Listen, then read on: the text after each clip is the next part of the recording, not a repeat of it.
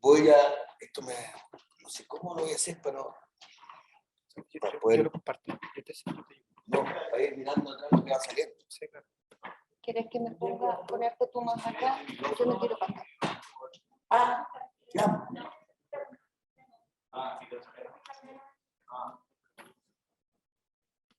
Yo creo que ahí puede estar más cómodo. ¿Dónde? Acá, yo preparado. Aquí parado con, Aquí para hablar. con esta cosa. Mira acá. Martín, quizá mirar acá.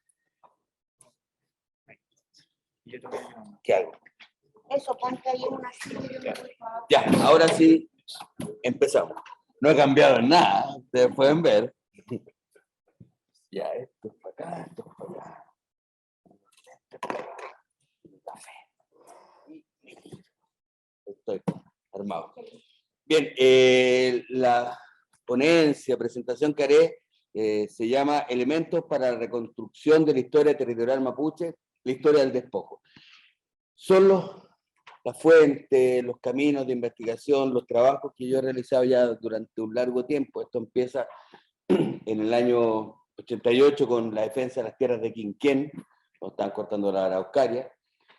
Luego con Raúl Molina en Chiloé, luego en San Juan de la Costa también con Raúl, luego en territorio de Pehuenche, el Alto Biobío también con Raúl Molina, que es geógrafo, que entiendo que está haciendo clase aquí también, que es mi gurú. Él sabe mucho más que yo. Y de él aprendí mucho.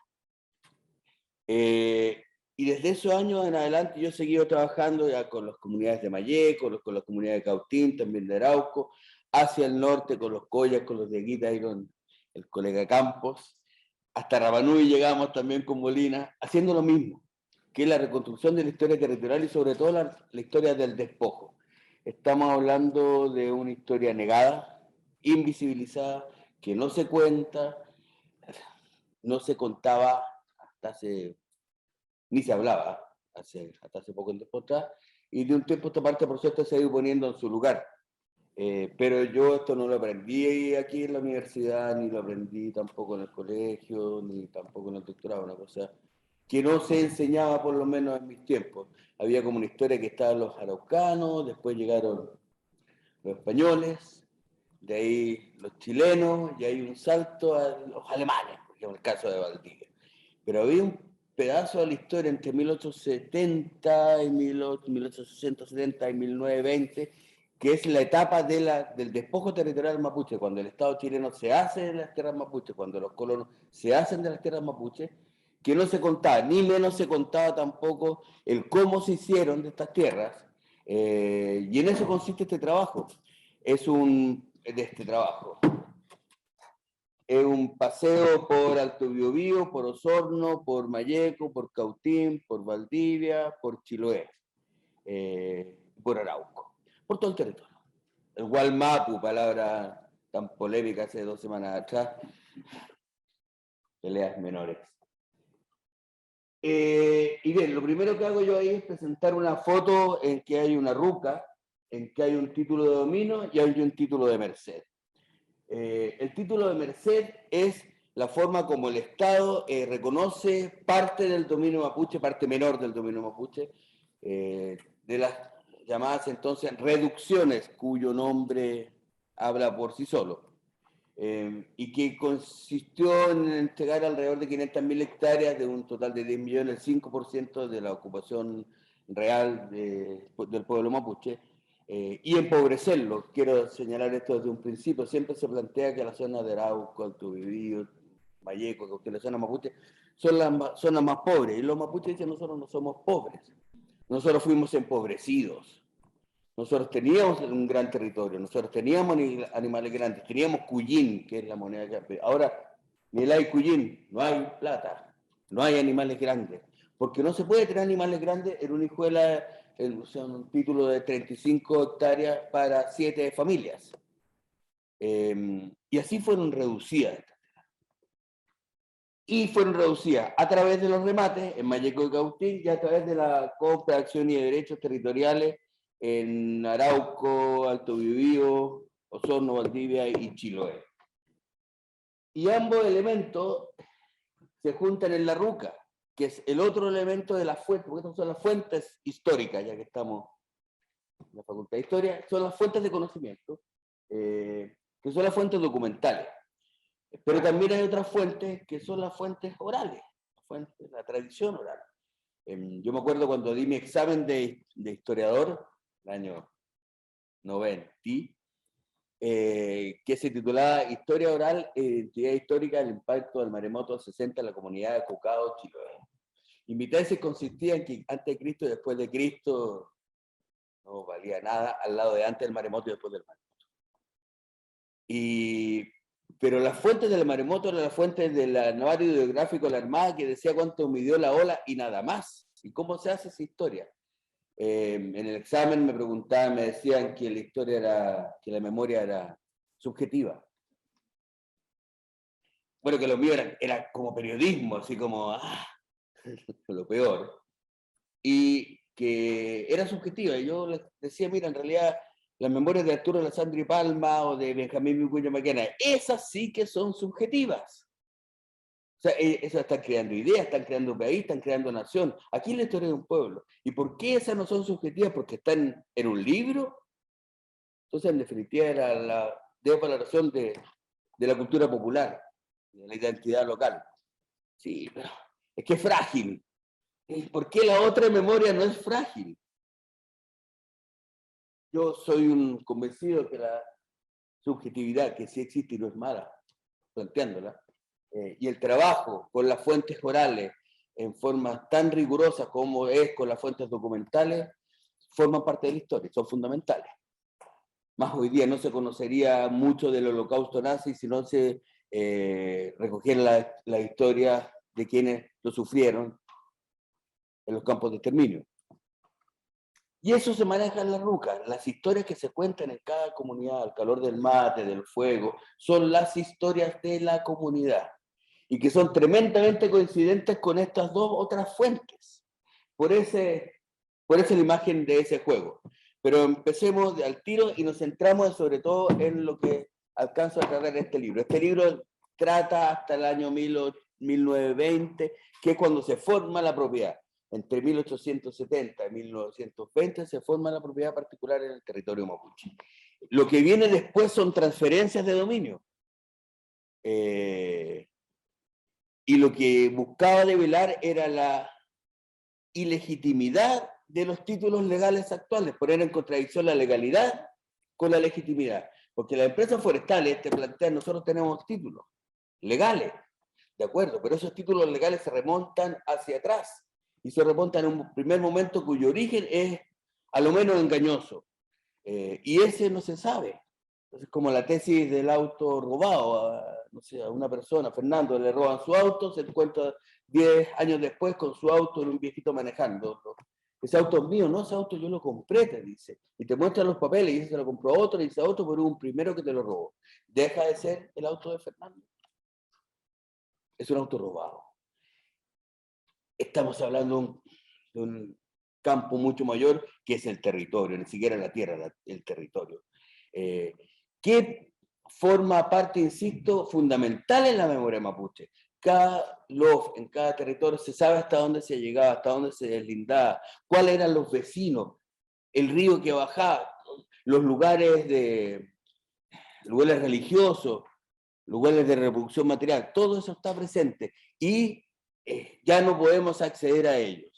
Sin embargo, nosotros queremos acceder a ellos porque estamos despojados, de ahí el nombre del libro. No es solamente la usurpación o el robo, es el despojo. Y el despojo implica que te falta algo para estar completo, que tú estás despojado de, que te falta, y por tanto hay una latencia permanente a la recuperación de aquello que te falta.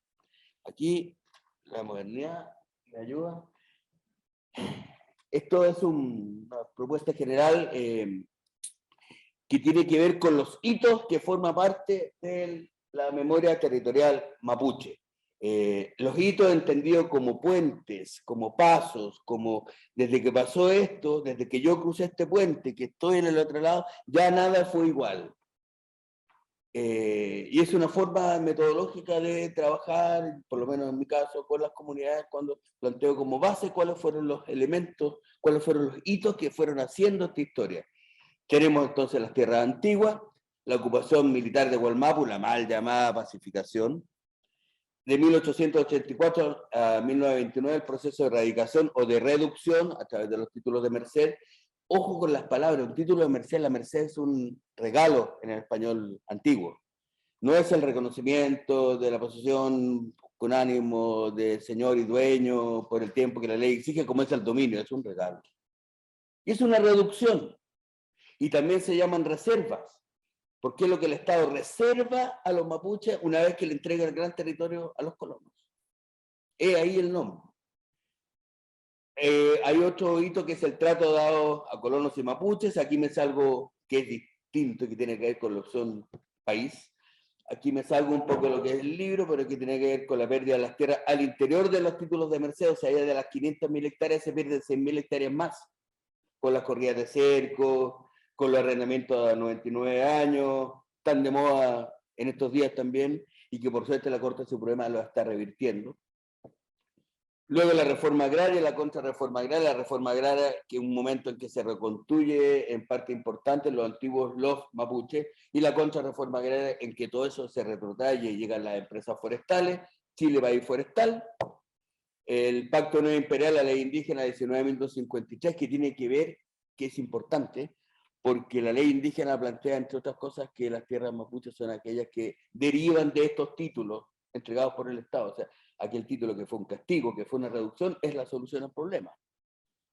Por suerte, ayer se votó en la Convención Constituyente el derecho a la restitución territorial de los pueblos indígenas, no solo del pueblo mapuche, y esperemos que ahí se produzca un cambio, para lo cual es fundamental la voluntad política. Es otro tema al que nos convoca hoy, pero igual. Luego, la lucha por las tierras antiguas, la criminalización y la judicialización de la demanda mapuche del 97 al 2022. Esos son como los grandes hitos de la memoria territorial mapuche, que comienza, mira, me está yendo a otra presentación, pero volvamos a esta porque esta es una clase metodológica, y aquí es importante ver qué fuentes se revisan para hacer este trabajo. La primera fuente documental tiene que ver con el Archivo General de Asuntos Indígenas, que está en la calle Lautaro, en Temuco, donde hay un arsenal de documentos que tienen que ver con los procesos de erradicación por título de merced y sus expedientes respectivos. Cada vez que se entregaba un título de merced, se creaba un expediente en que se mandaba a la comisión radicadora, se hacían las mensuras, se oponían o no los vecinos, se establecía quienes tenían derechos y se entregaba un título de merced. Eso está. Y esto es importante porque uno cuando llega a trabajar con las comunidades, que es el fuerte de mi trabajo, llega con los títulos de merced y ahí empieza el reconocimiento de los hijos y los nietos de los que aparecen en el título de merced. Y ahí vamos reconstituyendo no solo el espacio territorial, sino también el hilo humano, genealógico, si quieren, de quienes forman la comunidad. Porque además ahí salen quiénes son los vecinos, que es un dato no menor. Los expedientes de división de los títulos de merced. El año 29 termina el proceso de erradicación, que empieza en el año 1884, y viene la división al interior de los títulos de merced. Esto es importante también porque en estos expedientes, los expedientes hay que leerlos, estamos hablando de los alumnos de historia y de geografía, estos expedientes hay que leerlos más allá de lo que dice el expediente. Eso es fundamental.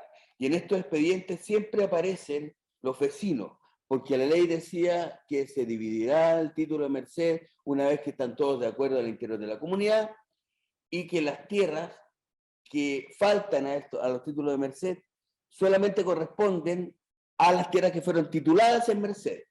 Entonces llegaban las comunidades y decían, no, a nosotros nos faltan 300 hectáreas hacia el Cerro Chihuahue, por ejemplo, que era de los Anquitas. Y venía el juzgado de indio y decía, no, pero usted no tiene derecho a esas 300 hectáreas porque las tituladas son solamente estas. Pero ahí ya hay un antecedente, que las tierras que hoy día se demandan ya fueron demandadas en 1930. Y eso forma parte de la historia. Y son elementos que van añadiéndose a la historia oral. Después yo voy con estos papeles a las comunidades y las comunidades, pero aquí, claro, si así fue, y no es largo. El expediente Ralco tiene 150 páginas. Y que no termina en título de merced, pero sí el expediente habla de cómo fueron usurpadas las tierras y cómo el Estado chileno valida y reconoce la propiedad particular sobre el territorio en conflicto. Luego están los expedientes judiciales de restitución, reivindicación de préstamos y embargos, que se juntan con los expedientes de división. Y que tiene que ver con los juicios que se ventilaban ante el juzgado de indios de Victoria, de la Unión, de Pitufquén, etc. Ahí hay una fuente importantísima de documentos y riquísima. Es muy importante tener una buena relación con los funcionarios del archivo, ¿eh? Porque te dan la pasada o si no, no te la dan. Yo ahí era muy amigo, y ahora vaya mi homenaje a María Eugenia Queucumil, que hoy día está muy enferma, que durante muchos años era la archivera. Yo llegaba para allá y me decía, Martín, ¿qué me trae por aquí de nuevo? ¿Qué problemas me trae? No, María Eugenia, tú sabes que papá, no pase, y todo, vamos trabajando. Después yo termino cada uno de los trabajos y se los devuelvo, se los entrego a ellos sistematizado, ordenado, el informe, para que también lo tengan, que es lo básico. Luego está el archivo de la Corporación de la Reforma Agraria de la CORA, en el proceso, sobre todo en el proceso de reforma agraria, donde hay estudios de títulos, donde hay demandas, donde hay cartas, cuando viene el proceso de contrarreforma agraria, donde hay cartas a los dueños de fondos respecto a los derechos que les fueron conculcados entregándole las tierras a las familias mapuches, porque ellos tenían títulos antiguos y que estaban vinculados con el MIR y todas esas cartas que hacían que el Comité Ejecutivo Agrario, la Corporación de Reforma Agraria, retrotrayera los títulos de aquellas tierras que fueron recuperadas, alrededor de 180.000 de tierra antigua y 68.000 bajo la Comisión de Restitución de Tierras Usurpadas, un convenio que se firmó entre el Estado y el Instituto de Desarrollo Indígena. Salen miles de antecedentes, nuevamente reconstruyendo la historia. Acá hay otro elemento importante, porque en ese momento se firmó, por ejemplo, el convenio entre el IRIC, el Instituto de Desarrollo Indígena, la CORA, la Comisión de Reforma Agraria, y la CONAF. La CONAF, que todos conocemos que es lo que es. Y se plantaron pinos, y se plantaron eucaliptos. A partir del año, no sé, 71, 2, 70. Y cuando vino el golpe, y esos antecedentes están en esta carpeta, cuando vino el golpe cívico-militar del 11 de septiembre de 1973, todo se retrotrae.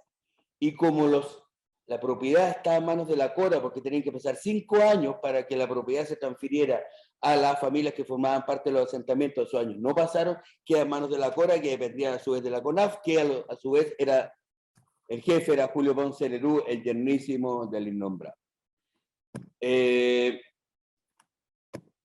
Del dictador.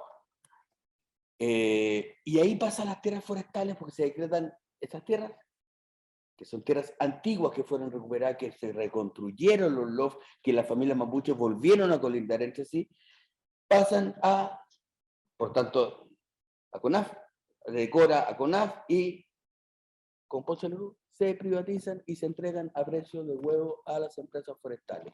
Cresex, Millalemu en ese entonces, entre otras.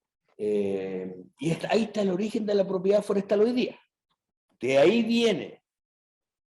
Entonces cuando los mapuches dicen, no, esos árboles eran nuestros, no son los árboles que estaban antes de que llegara Colón, fueron árboles plantados por ellos en convenios con el Estado y de los cuales el Estado se tiene que ser responsable.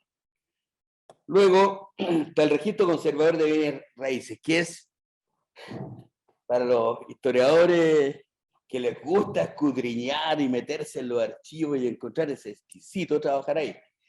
Pero también depende de la voluntad de los conservadores. Yo trabajé, por ejemplo, en el conservador de bienes raíces de Chiloé un tiempo, cuando hice con Raúl Molina la historia de la tierra de Chiloé. Me acuerdo que hacían almorzar, y me decían, Martín, quédate tú aquí en el archivo, y me dejan, como no podía estar en la parte de adelante, me dejan a donde estaban los libros. Me hicieron almorzar, y como son los chilotes, llegaban a las 4 de la tarde después del almuerzo, y yo había tenido 3 horas para mí solito. Y me encontraba con los títulos de comisarios de 1823, me encontraba con todos los papeles, yo, o sea, No me ha pasado lo mismo en otros archivos. En otros archivos me miran más o menos. Aquí viene este. Pero ahí encontramos el cómo se forma la propiedad.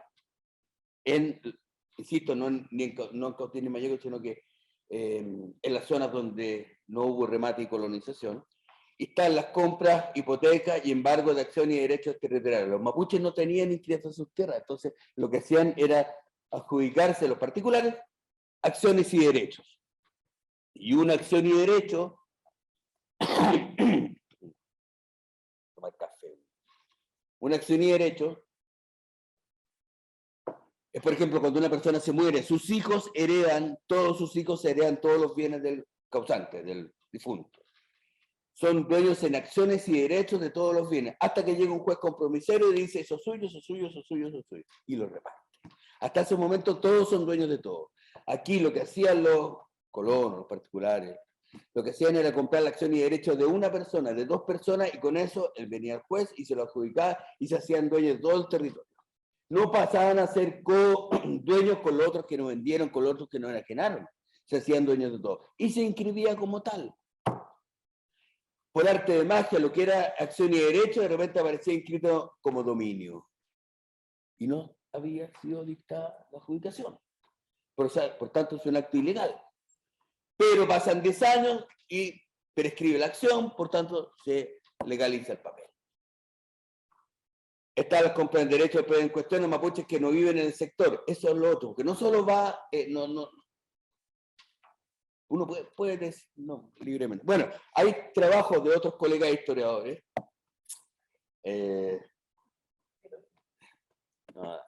Bueno, Villalobos, ¿cómo se llama? No, el que escribió Las Tierras. Bueno, escriben y han hecho historias sobre que estas tierras fueron vendidas. El que hacía el León. Y escribió un artículo. Yo aquí no me importa, yo sigo caminando. Que las tierras fueron vendidas. Pero no, claro, tal cacique. Pero se dio un trabajo de ver si que los que vendían vivían en esas tierras. Fue a la comunidad y preguntó, oiga, aquí aparece vendiendo, no sé, Pedro Huechante, la familia Huechante. No, aquí nunca han habido Huechante. Y las familias se mantienen, como los dueños de predios se mantienen. Las familias mapuches también. Pero no importaba porque se legalizaba. Luego está los mapuches que no saben leer y que lo hacen a ruego. Está lleno de títulos así.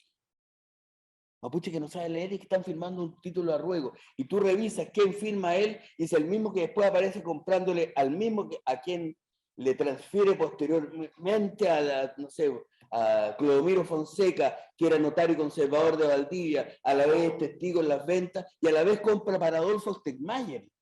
Y después le adjudica a él a Adolfo Stegmayer. O sea, pero así era. Y esto no se discutía ni se planteaba como parte de la historia hasta hace muy poco tiempo.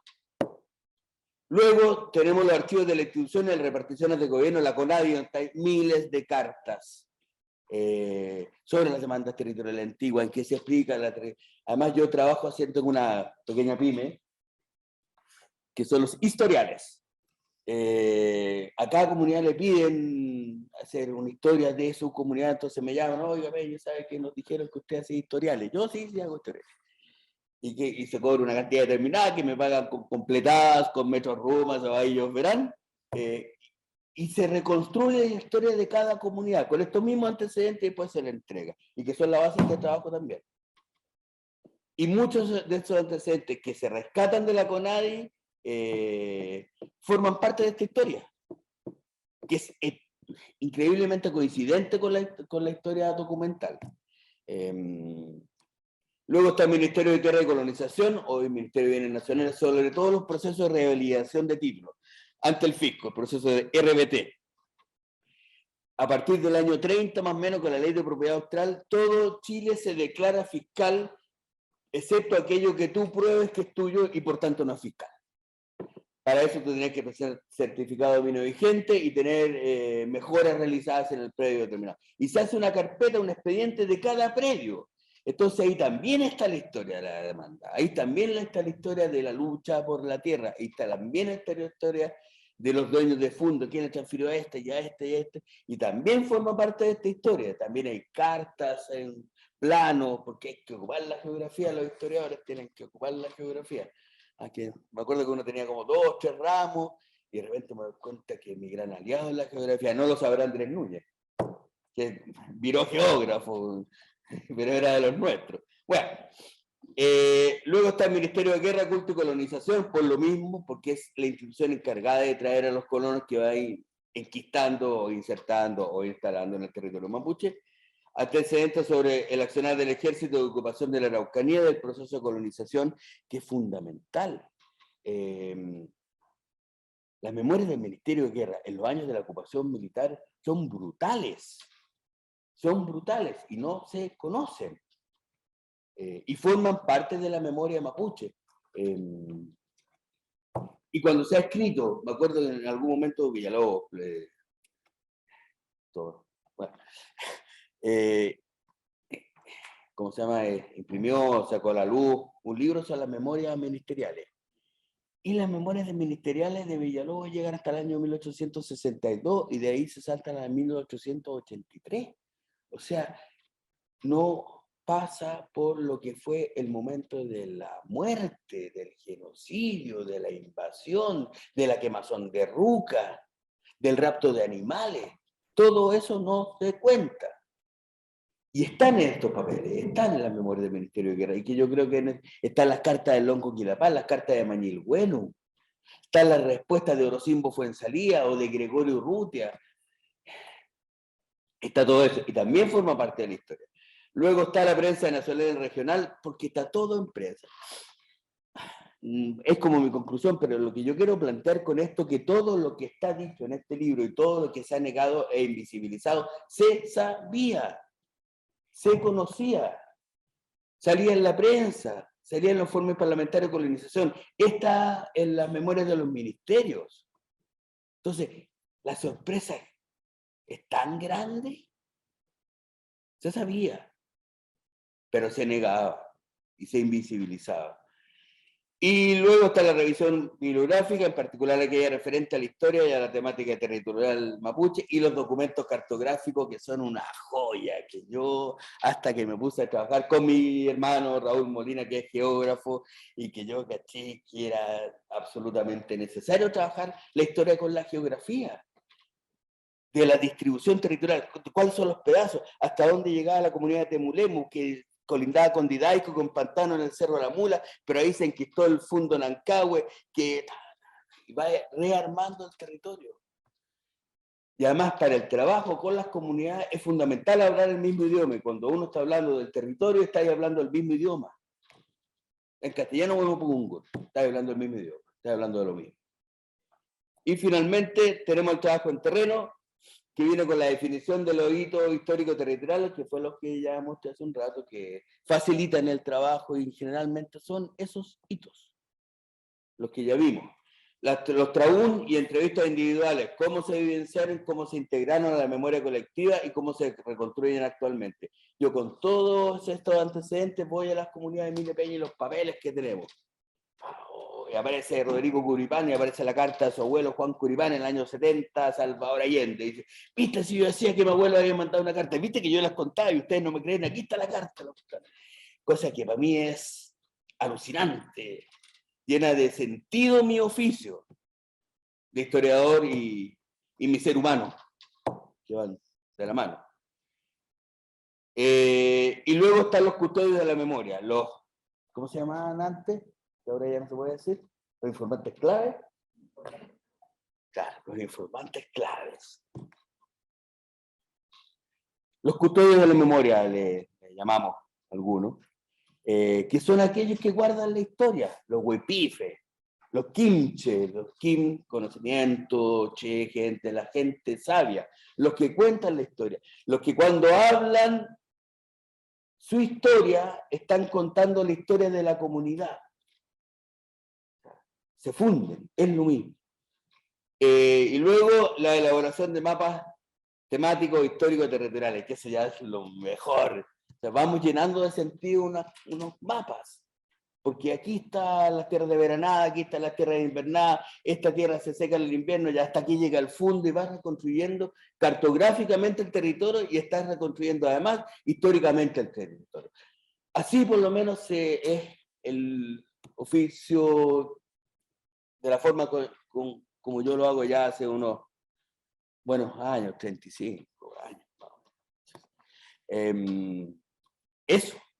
Esto es como la parte metodológica, esto es lo que nos convocó Andrés, que son los elementos para la reconstrucción del territorial mapuche. A lo menos esto, yo no digo que así tenga que ser, ni mucho menos. Yo le decía a Andrés, al profesor Núñez, le decía, Núñez, no ponle aportes para una metodología. No hay nadie, güey.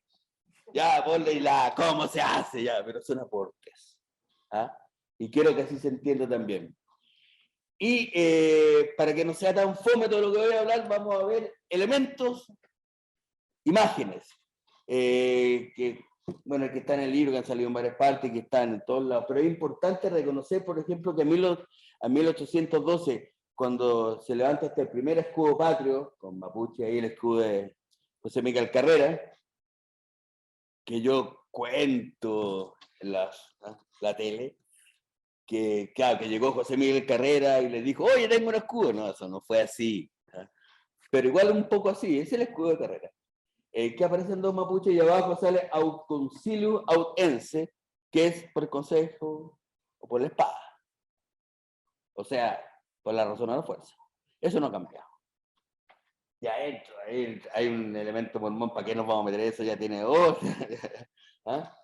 Pero es el primer escudo patrio que tiene que ver con que en ese momento yo pienso que estratégicamente, no sé si tan buena fe, porque se está en guerra contra España, entonces si estamos en guerra contra España, Chile está en la naciente República Chilena, está en guerra contra España, qué mejor que sumar a nuestro favor los mapuches, que han tenido 280, 300 años en vilo y ganándole la guerra al ejército español triunfador en Flandes, que no han pasado del Biobío al sur. Entonces, el enemigo es el mismo, los españoles, chilenos y mapuches o araucanos, somos los mismos. Y vamos al escudo. O'Higgins, padre de la patria, el lustre de América luchando por su libertad. Los mapuches.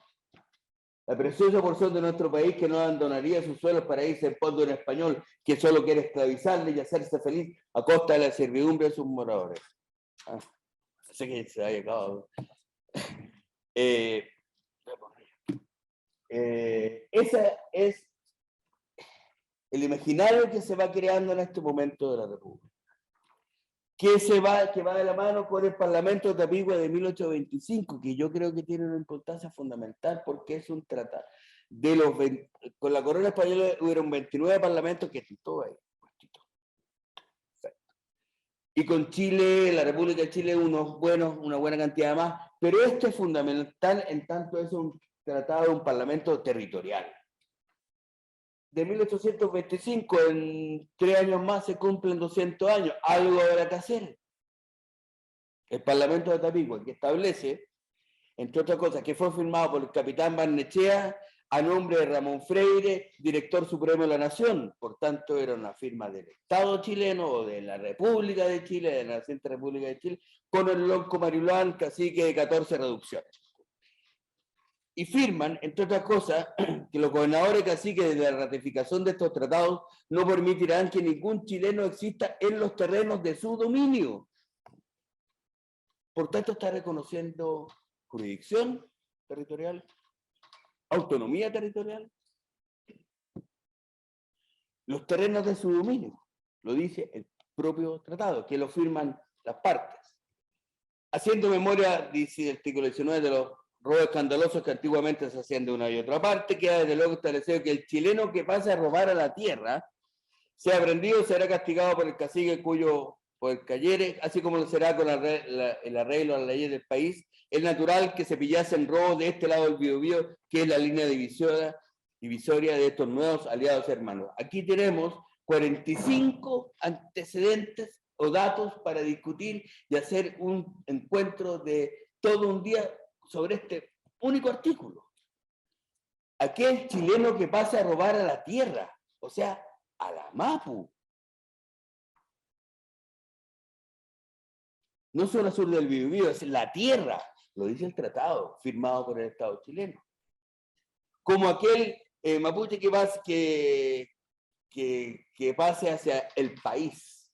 O sea, aquí está la frontera. ¿Y cuál es la frontera? El Biobío, el lado del Biobío, que es la línea divisora de estos nuevos aliados hermanos. Nuevamente la idea de los nuevos aliados hermanos, pero se reconoce el Biobío como frontera. Este tratado nunca ha sido derogado. No hay que ser abogado para saber que un tratado, mientras no es derogado, sigue estando vigente. Pero se crea la provincia de Arauco en 1852, y la provincia de Arauco abarcada desde Arauco hasta Valdivia, y establece que las partes de los mapuches son los territorios de indígenas. 1853, territorios de colonización. Ya venía la maldad por detrás. Pero no se respeta el Parlamento de Tapigüe. En ningún momento dice por esta ley queda derogada las normas que establece el Parlamento de Tapigüe. Se sigue avanzando. Como tampoco se respetó el Tratado de Tantauco en Chiloé en 1826. Tampoco. Chile es un país que no respeta con respecto a los pueblos indígenas los tratados. Ya desde entonces. Y a partir de 1850, por ahí, estaba la fiebre del oro californiano, y donde hay mucha gente trabajando el oro, es necesario alimentarla. ¿Cómo la alimentas bien? Con pan. ¿Cómo tienes pan? Con trigo, con harina. ¿De dónde saca la harina? Del trigo. ¿De dónde sembramos trigo? Y había un gran territorio al sur del Biobío, con llanura, con ríos navegables, porque el Mayeco, el Imperial, eran todos ríos navegables, con barcos. Llanura, montañas, aguas, ríos, preciosos, y que está ocupado por flojos, bárbaros y borrachos. O sea, ¿no? Nuestros antiguos vecinos y amigos, nuestros antiguos ilustres de América, luchando por su libertad. Los antiguos, lo mejor de nosotros, ahora son flojos, borrachos.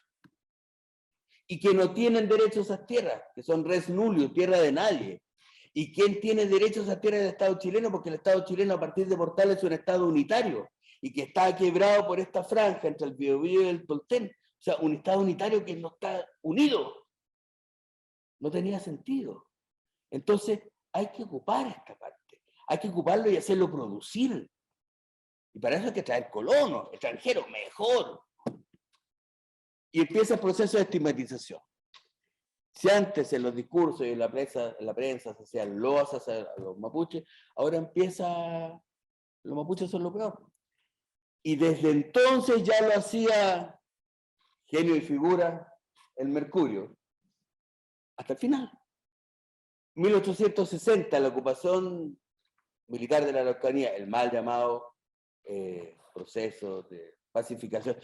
Pacificación, la primera persona que nombra la pacificación es Benjamín Vicuña Maquena en los discursos sobre la pacificación de la Araucanía. En ningún documento del Ministerio de Guerra, Ministerio Oculto, Ministerio de Colonización, en ningún documento, yo lo he revisado todos, en ningún documento se habla de pacificación, siempre se habla de guerra, siempre se habla de invasión. Pero nos enseña la historia como la pacificación, como el encuentro de civilizaciones. Y el mapuche ahora se transforma en el enemigo interno. Se inocula el terror, se legitima el despojo y el uso de la violencia por parte del Estado. El Mercurio Valparaíso, noviembre de 1860, 2 años antes de la bajada de Yehuangol, cuando ingresa Cornelio Saavedra con sus tropas. Han vuelto otra vez los indios a comenzar su depredación en los pueblos de la frontera. La provincia de Arauco es nuevamente amenazada por estos bárbaros. La inquietud del arma se ha establecido en las poblaciones del sur. Al principal Estoluna han dado su primer malón, habiendo sacrificado familias enteras de indios pacíficos, matando e incendiando. Ya es el momento de emprender seriamente la campaña contra esa raza soberbia y sanguinaria. Entonces, cuando se escribe esto, y que se integra al subconsciente de los chilenos, a la mentecita de los chilenos, o sea, tiene que entrar al ejército. Esto parece un titular de Mercurio de ayer.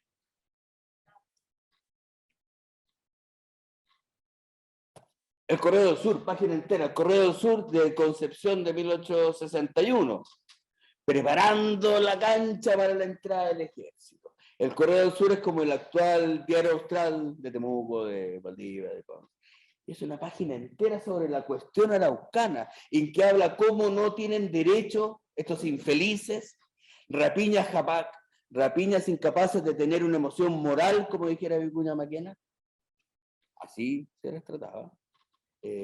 Sobre el territorio que ocupan y que nosotros tenemos como chilenos, tenemos que unir el territorio y desarrollarnos, que ingrese el ejército. Todo esto lo estoy mostrando porque creo que la prensa es un elemento fundamental para la reconstrucción de la historia territorial mapuche, como dice el nombre de este encuentro. Luego tenemos ahí el plano de la ocupación militar de la Araucanía, en que señala al lado derecho el plano de Arauco y Valdivia con la designación de la antigua y nueva línea de frontera contra los indios. Pacificación, encuentro de civilizaciones, nada. Y se nombra como intendente de la provincia de Arauco y como comandante en jefe, o sea, el poder político y el poder militar, que aquí y en la quebrada de la Gil es una dictadura, a Cornelio Saavedra, y que establece un avance de frontera que va a ocupar, colonizar, producir. Avanzar, colonizar, ocupar, hijuelar, colonizar. Sí es simple. Y la línea de fronteras va avanzando hacia el sur, del Biobío al Mayeco, del Mayeco al Cautín, o sea, al Traguén, del Traguén al Lumaco, del Lumaco al Cautín, y de ahí hacia la cordillera, en 1882, en principio de 1883. Y se fundan las ciudades, y las ciudades se fundan donde hay fuertes, porque Temuco, Angol, Coyipulli, Victoria, Lautaro, Traiguén, fueron todos fuertes en su inicio. Acá nos salimos del tema, pero hace poquito, Francisca, tú bien lo sabes, hubo un problema con las hortaliceras, que no podían ir a entrar a Temuco a vender. Y a mí me pidieron un informe y decía, oye, pero aquí lo que están haciendo las hortaliceras es lo que hicieron sus ancestras hortaliceras. Ellas alimentaron a los fuertes, las comunidades mapuches vecinas, que viven, porque en un fuerte no tenía lechuga, gallina, pollo. De repente la señora de la cocina para que tenga alguna. Pero no se alimentan de eso. Entonces tenía que ver con la presencia de las hortaliceras, tiene que ver con la identidad de Temuco. Las ciudades nacen de los fuertes. A medida que va avanzando el ejército, van naciendo las ciudades. Tenemos la línea de frontera del Mayeco. Lolenco, Perasco, Huequén, Coyipulli, Angol, toda la línea de frontera, en la estigmatizada zona roja del conflicto mapuche. Ahí va avanzando hacia el sur. Y ahí está Pidenco. Y abajo, voy a verlo acá, Quilapán. Las tierras de Quilapán son reconocidas en los documentos oficiales del ejército. Las tierras de José Santos Quilapán, hijo de Mañilhuenu, el gran jefe de los Huenteches, de los arribanos. La línea del Mayeco. Y señala esto, la frontera, que va avanzando hacia el sur. Y detrásito de la frontera viene Teodoro Smith, porque todos estos seres tienen pueblo. Puerto Saavedra, Teodoro Smith, Puerto Vara, Puerto Montt, todos tienen pueblo. Y acá hay un documento que les quería mostrar, que es de una carta de Gregorio Urrutia a el Ministerio del Interior. Las frecuentes incursiones de los indios unidos en una conflagración general han traído el estado de incertidumbre, de pánico, es de las memorias del Ministerio de Guerra que están en el Archivo Nacional por si alguien las quiere ver. Aquí. Y en el libro está citada la foja, el número, por si quieren ver si es que es verdad. y de incertidumbre de pánico a los pobladores de los campos fronterizos, que se hace indispensable recurrir a medidas extraordinarias, que es lo mismo que escuchábamos hasta hace muy poco tiempo y ayer, recurrir a medidas extraordinarias, estados de emergencia y demás, de represión, que pongan pronto término a esta situación improrrogable que imposibilita todo progreso y hace sentir frecuentes violaciones de gracia. Es lo mismo 150 años antes. Está esta carta también, que se señala, está la entrada de urgencia. Estamos hablando de una división de 1000 hombres más o menos al interior de la Araucanía. No es una, esta es la otra historia que nos han contado, que casi el ejército de ocupación de la Araucanía eran, no sé, 15 milicos locos, así como el Far West.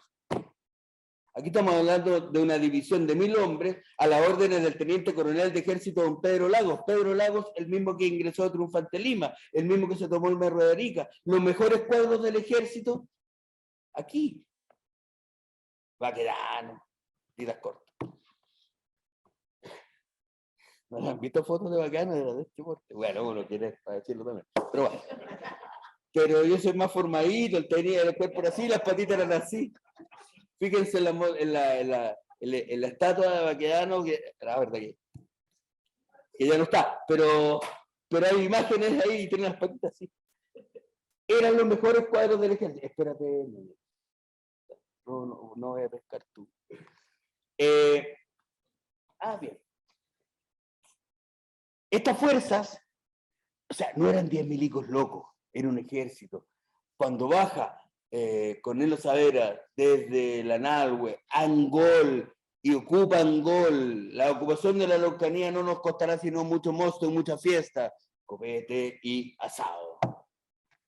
Señor presidente, baja con 800 hombres, un ejército, en forma. Ambas fuerzas, habla de las que salen de la Plaza Angol y los que están en Chihuahua, deben juntarse a las 4 de la madrugada en Chihuahua, asiento principal de la rebelión y guarida de los fascinerosos, y emprender desde allí la persecución y el castigo de las tribus insurgentes. Asiento principal de la rebelión y guarida de los fascinerosos. La zona roja del conflicto mapuche, hace 150 años atrás. Ya estigmatizada. Documentos oficiales. Acá está el plano de avance, las expediciones punitivas. Quemamos 2000 rucas, quemamos todas las cementeras, raptamos 25.000 animales, según los catastros de Pablo Marimán, gran historiador mapuche. Y ahí está un plano oficial con el avance de las fuerzas del ejército desde la línea del Mayeco hacia Cautín. Iban y volvían, quemando rucas, quemando cementeras de trigo, raptando animales. El terror. El terror. La guerra de ocupación de la Araucanía fue una guerra de hambre. De hambre. Porque los guerreros salían despavoridos porque venían a ejército y quedan ahí las mujeres, los niños, los ancianos. Y después no podían volver y quedan a comerse y quemaban las rucas, quemaban las cementeras de trigo. Una guerra de hambre cobarde. Luego viene, detrásito del ejército, aquí me estoy demorando mucho, Núñez, pero le vamos a poner bueno. Detrásito del ejército viene Theodore Smith, hijuelando el territorio. Y se remata el territorio a partir del año 1878. O sea, perdón, y 1867, el remate de 1878, pero con esto quiere decir que el territorio se remata antes de que se le adjudique la tierra a los mapuches. Y la Comisión de Restitución, de Erradicación decía que la comisión se iba a trasladar hacia las comunidades mapuches, iba a reconocer y a lindar sus tierras, y aquello que no aprobaran ocupar por el periodo de un año, para el pueblo sector parece una burla, se declarará.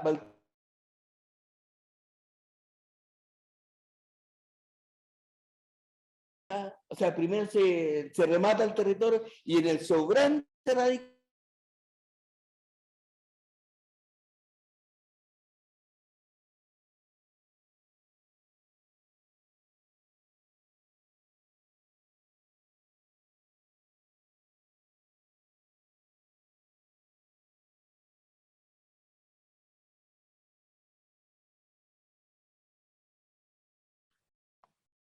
Teodoro Schmidt, abajo. El plano de Malleco, ¿y cómo se remata? Aquí tenemos el Fundo Chihuahue, la hijuela donde sale nombrado Manuel Pillán, a quien no se le radica porque las grandes autoridades no se le reconocían dominios para fragmentar a las comunidades. Sin embargo, Juan Macay, que había donado las tierras para levantar el fuerte del Ebu y era socio con Cousiño en las carboníferas de Lota y compañía. La escuela 353, 354, 863, 367, 369, 372, 374, 375, 375, 14 escuelas colindantes entre sí. El origen del Fundo Chihuahua. Y las familias mapuches son reducidas de esta forma. De color, el Gran Fundo Chihuahua y los cuadraditos de las familias reducidas. Y con líneas rectas a veces. Y uno ve los títulos de Mercedes y dice, y colinda por el lado sur-oeste por una línea recta de 450 metros, 45 grados.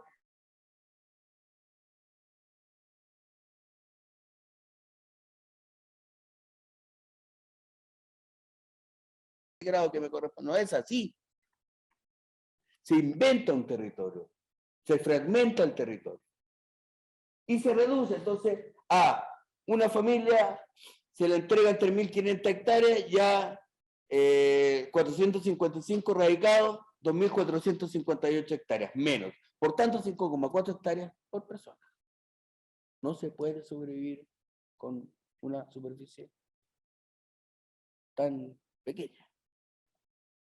Luego tenemos la Carta de Colonización de Bolonia. Todo se dibuja en carta. Y tenemos, así se partió el territorio mapuche. Así se radicó. O sea, así se colonizó. Insisto, detrás del ejército venía Teodoro Schmidt haciendo los planes, los mandaba a la Junta de Moneda Santiago del Paraíso, de ahí se remataban. Mapuche no tenía posibilidad alguna de oponerse. Tenemos la Carta de Colonización de Bolonia y en la parte de arriba, que como no se ve mucho, vamos a hacer efectos especiales, y ahí está. Y la mensura, arriba la mensura original de la comunidad de Domingo Changol y de Ignacio Huenchullán Las Cardas. Arriba a la derecha salen las casas de los Huenchullán, de Ignacio Huenchullán de Las Cardas, esto en Victoria. Se opone María Luisa Edwards, de la familia Edwards, y se echa todo para atrás y los radican a los yaulenes, que son los trangoles, en ese pedacito de la esquina de acá, y a Ignacio Huenchullán en ese pedacito de la esquina de abajo, al ladito de la B. Y en contradicción le entregan a Edwards, Arturo Edwards, a Edwards, Agustín Edwards, a Edwards, Agustín Edwards, 18 hijuelas colindantes entre sí, la hacienda Huillileo. ¿Se imaginan hoy día ustedes cuál es la demanda territorial de las comunidades de los trangoles y de los huenchullanes de Las Cardas? La hacienda Huillileo. Las tierras antiguas que fueron mensuradas originalmente en su favor, pero que le fueron entregadas a Agustín Edwards, a la familia Agustín Edwards. Y donde están las casas de los huenchullanes allá arriba, también quedan fuera, lo radican acá abajo, al medio. No se le respeta ni siquiera su posesión material, su casa, su ruca. Cosa que también sucede con la zona del Budi, es el plano de colonización de la empresa colonizadora del Budi. El Eleuterio Domínguez se compromete a traer 100 españoles para colonizar el territorio. A cambio, el Estado chileno le entrega 72.000 hectáreas, que luego transmite a los colonos que trae y él se queda con 52.000 hectáreas. La empresa colonizadora del Budi. ¿Y dónde quedan las comunidades mapuches? Que ocupaban todo el territorio aquí. Reducidas. Esas son las tierras mapuches reducidas. Y que vivían acá. Son reducidas a la fuerza a estos sectores, a los arenales, a las peores tierras. ¿Se imaginan ustedes cuál es la demanda actual de las comunidades del Budi? Las tierras antiguas. Vendieron el país y dicen, nosotros nunca vendimos. Verdad. A nosotros nos robaron la tierra. Verdad. Es legal. La legalidad para todo. La esclavitud es la parte. La Constitución del 80, todo legal. Los títulos de merced que se ha cerciorado, ese es un título de merced, es una forma. Como cuando uno va a una oficina, tenés que rellenar en la forma, aquí mismo. O sea, la comisión se ha cerciorado que los solicitantes carecen de medios de trabajo, son pobres, los mapuches. Que la calidad del suelo es buena y se presta para los cultivos más usados. Solo es bueno.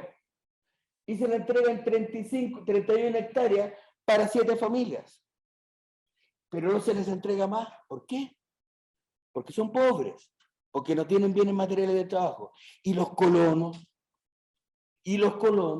también lo son. Los colonos que llegan al puerto Corral a partir de 1850 y se dispersan por todo el territorio también son pobres, pero a ellos el Estado le entrega una yuntahuelle, una vacaparía, tablas, clavos, sueldo, pensión, salud y el pasaje de embarque, del pasaje del puerto de embarque hasta Corral.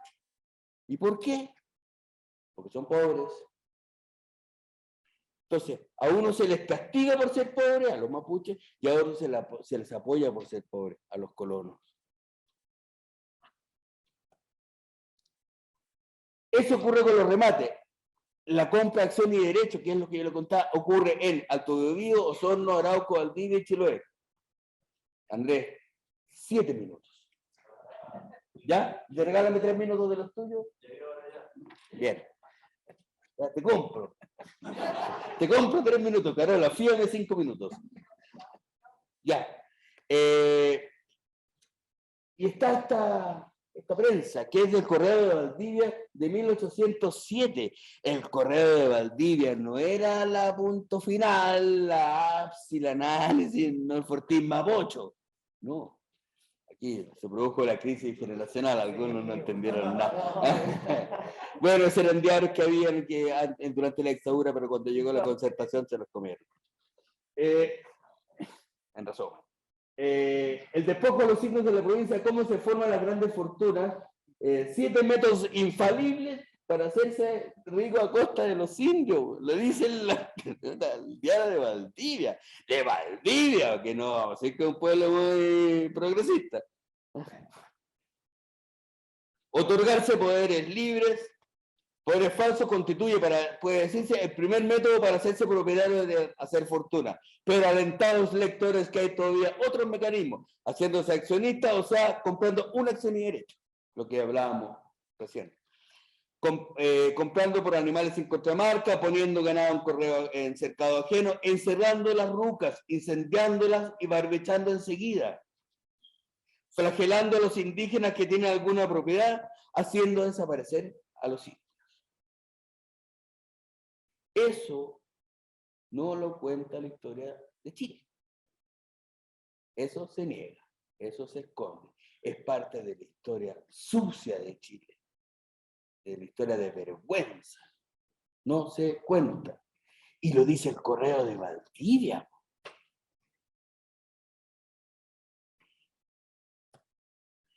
Aquí hay un título de cómo se hacía el dueño, pero ya ese...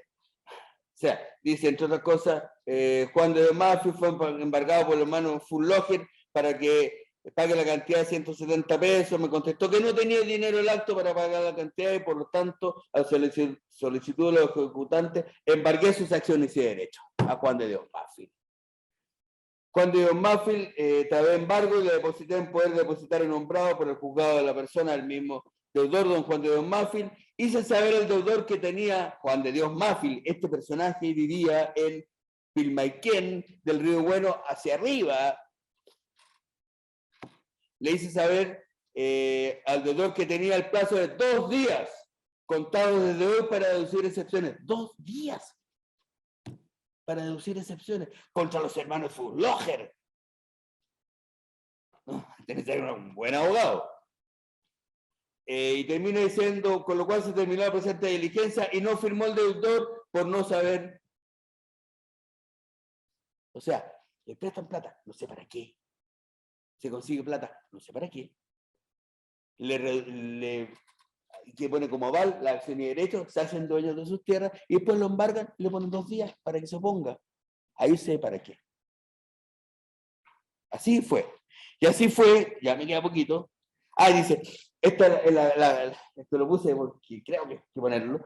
La asociación Ebensberger, que se hace dueña de la hacienda de Tranaquepe, y que vende posteriormente, y que dice, la asociación vendedora se obliga a la evicción y saneamiento y también a la expulsión de los indígenas que poseen el fondo. Ajá.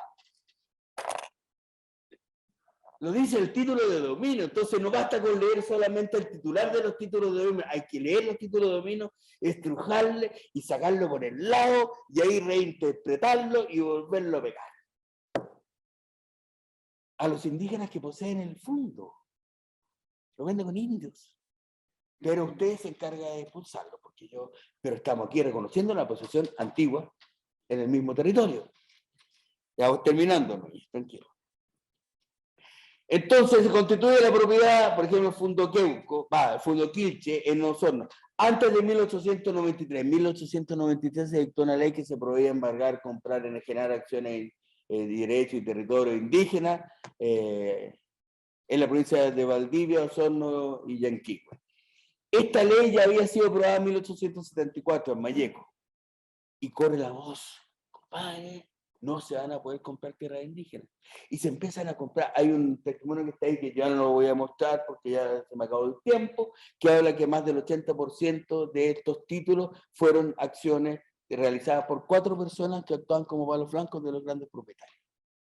Y que son las familias fundadoras de Osorno y Valdivia.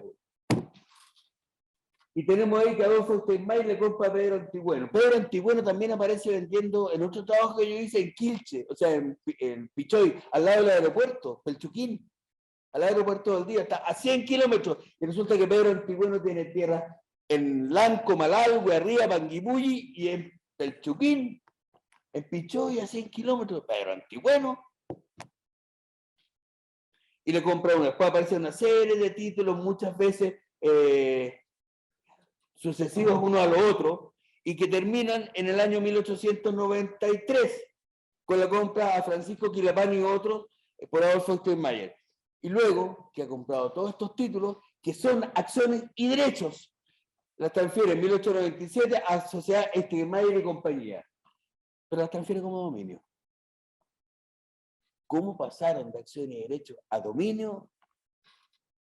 En la notaría de Valdivia. El abogado protector de indígena conviene llamar la atención el estilo y letra de estas numerosísimas presentaciones. Si tuviese más cuidado de examinarlas en sus detalles, se tendría el cuadro más decidor que el 80% de las solicitudes de la provincia de Valdivia son siempre puño y letra de las mismas personas. Lo dice el abogado protector de tierras indígenas, 1907, funcionario del Ministerio de Tierra y Colonización, don Carlos Iribarra. Yo les voy a decir estos testimonios con esto de mí porque me interesa que quede la idea que esto no lo digo yo, sino que fue dicho y por funcionarios en el ejercicio de sus funciones. Carta de Juan Renús, que se hizo toda la cordillera de Costa de Osorno a Rodolfo Filippi, hermano del agente de colonización de Bernardo Filippi, y con quien trajeron las familias alemanas a colonizar. Ustedes, y citados, y escribe por Gabriel Guarda, no vamos a decir que Gabriel Guarda es el compañero historiador. No lo es un hombre conservador. Pero escribe, usted no se imagina, la carta, la cita él, no se imagina lo que me ha costado convencer a los indios para que me vendan el terreno. No ha sido cosa baladí emborracharse durante 6 semanas, todas las tardes con ellos y obtener su confianza. Toda la compra era una estafa. Había contado a los indios que quería arrendar la tierra y poner no sé cuántas cabezas de ganado, pagándole un arriendo anual de 80 vacas y una cantidad de barriles de chicha. El notario González de Osorno, que redactó el contrato de arriendo, escribió comprar en lugar de arrendar. Pero a los indios, de los cuales ninguno sabía leer, les leyó arrendar en lugar de comprar, declarándose aquellos en presencia de testigos que estaban conformes con el contrato. Así se forma la propiedad. Así se forma la propiedad en el territorio mapuche. Legal, legítimo. Lo mismo pasa en Osorno. ¿Hasta cuándo? Hasta el año 1893. Vicente Pérez Rosales, ya que estamos aquí en la Escuela de Historia de la Universidad Católica, de la cual me siento muy honrado de ser. Citemos a Vicente Pérez Rosales. A todos nos hicieron leer los recuerdos del pasado. ¿Sí o no? Dice compañero Vicente Pérez Rosales, no tenía más que hacer que buscar al indio más inmediato, embriagarle o hacer que su agente se embriagase con el indio, poner a disposición de de los suyos aguardiente baratito y tal cual, pero fuerte. Y con solo esto ya podía acudir ante el notario público, con vendedor, con testigo o con informaciones juradas que acreditaban que lo que se vendía era legítima propiedad del vendedor. Ninguno objetaba este modo de adquirir propiedades. cuyo valor se repartían amigables, el supuesto dueño que vendía y los venales testigos que le acompañaban. Por aquello de hoy por ti, mañana por mí. Vicente Pérez Rosales. El origen de la propiedad. Ya me quedan nada. Bueno, está Chiloé y los potreros realengos, que es otro tema. Ya con esto yo creo que estamos. Finalmente, tenemos un resumen. Se entregan de 510.000 hectáreas para alrededor de 80.000 personas. El censo de 1907, en pleno proceso de erradicación-reducción, recién terminada la ocupación militar de la Araucanía. Yo soy mapuche y me vienen a censar, yo rápido, como se dice. Aún así censaron a 110.000 y le entregaron tierra a 80.000, o sea, ya 30.000 quedaron sin tierra. Dejando fuera sitios rituales, territorios de pastoreo, el ramoneo, la extracción de leña, recolección de frutos de las tierras antiguas. Este es el origen del latifundio y la gran propiedad forestal en Gualmapu. Eso.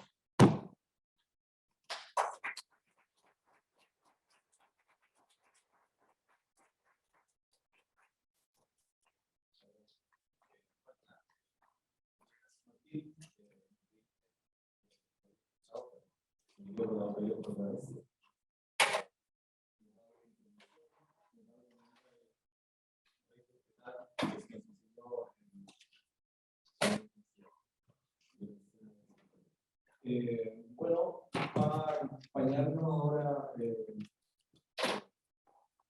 yo no recuerdo si me va Fernando Paicán, antropología retórica, y decir, haciendo un comentario por Martín, y después sigue Carolina Gómez,